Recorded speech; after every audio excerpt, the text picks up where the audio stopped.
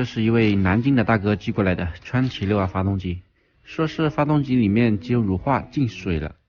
拆进去检查一下什么原因导致的机油乳化进水。开始我以为机油乳化很严重，打开缸盖的时候才发现并没有什么乳化的迹象。最怕的就是这个压盖装反，上面有个 R 字母和 L 字母， L 字母永远是在左边， R 字母永远是在右边。这个6R的机器，你要是说问我有什么缺点，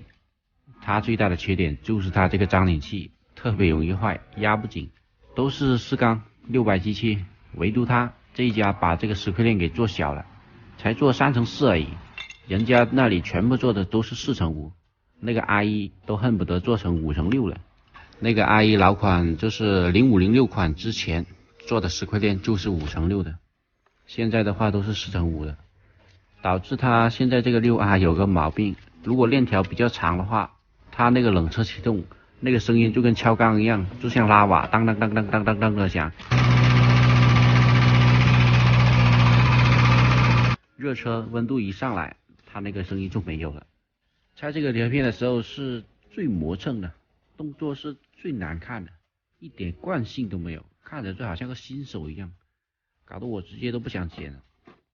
大哥一再交代这个离合片一定要检查，很不分离，一挂档就直接熄火。你看一下这个离合片直接生锈粘在一起了，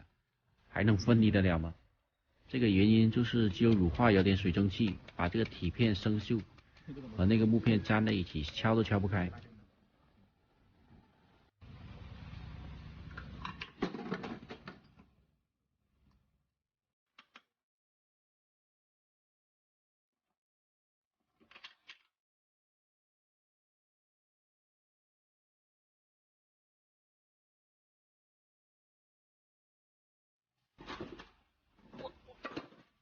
这用力的一锤敲出了惊喜，看看这个蓝